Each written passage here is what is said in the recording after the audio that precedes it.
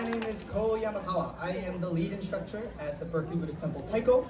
If you're ever in this region between 1:30 and 3 on Sundays, or Friday, 3 to 5, and you hear some loud, beautiful noises, that is us.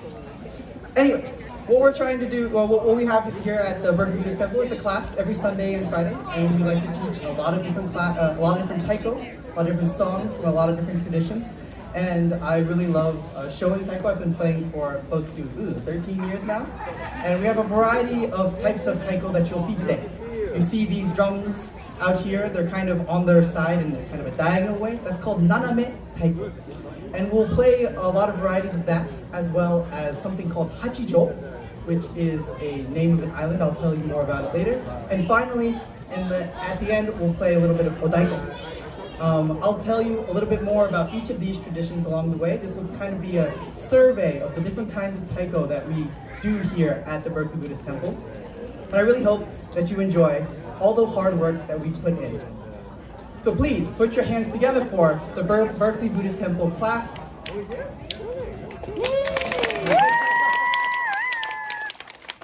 let's begin.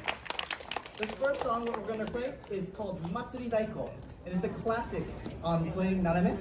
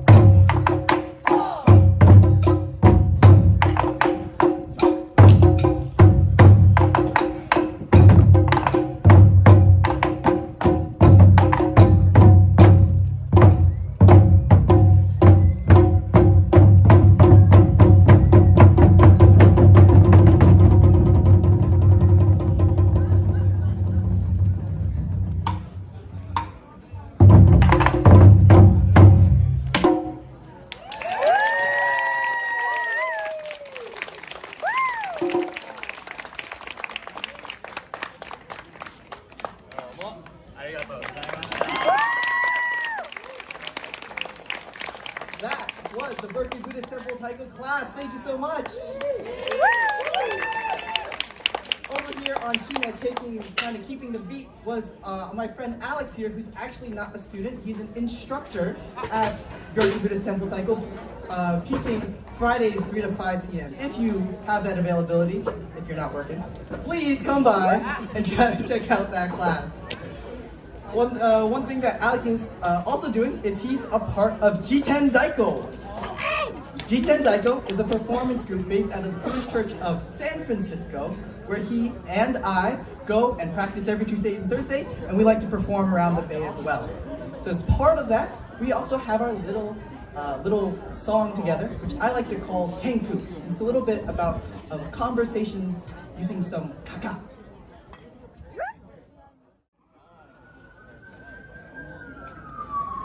Yep.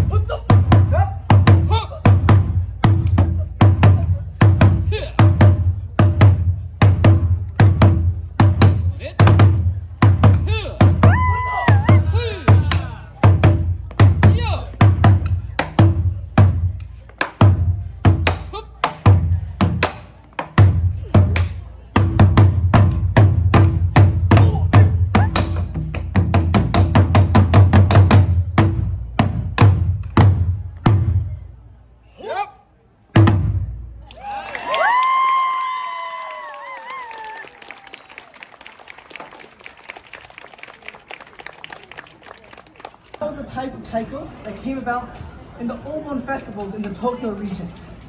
So everything that you just heard traditionally would be played up on a stand while everyone danced their Obon dance around that kind of stand as someone soloed playing on that naname stand.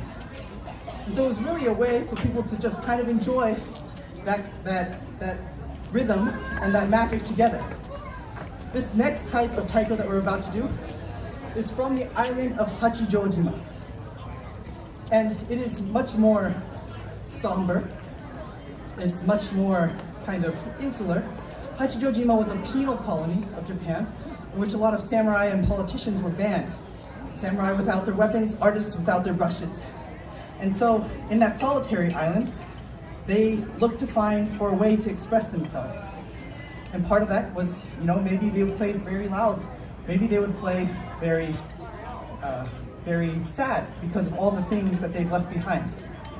And so this next piece is from Hachijo Island. I've been studying with a teacher who worked and learned from the people of Hachijo. And it'll include a song a little bit about departure, a little bit about loss. And I think we've all felt a little bit of that these past few years.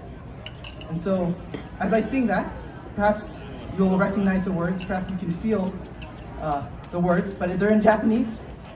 So at least maybe that feeling of loss can come through to you as well. Anyway, this is Hachijo.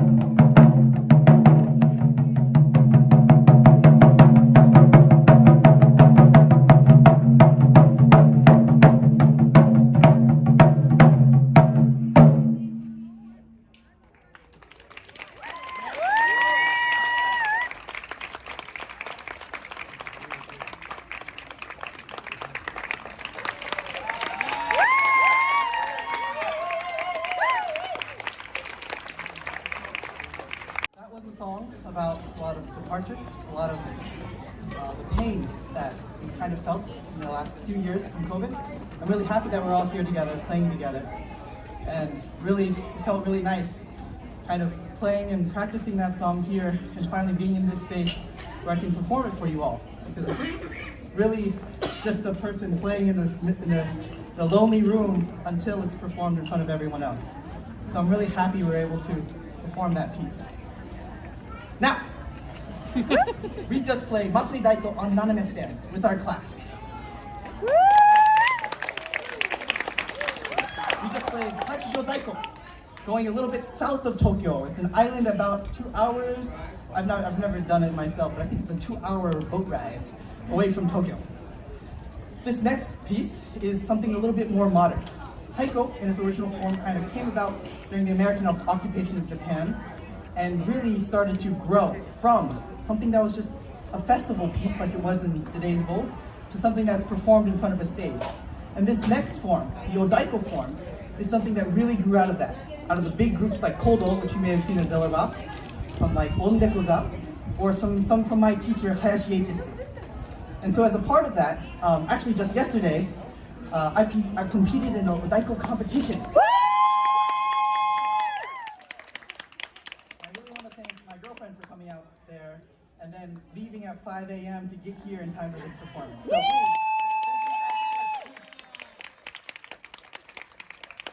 as a part of that, I played a piece that we all learned. It's called Narukami. And what that means is naru, as in something to resonate, and kami, as in the god. So Narukami is really about the thunderous sounds that come out of the Odaiko.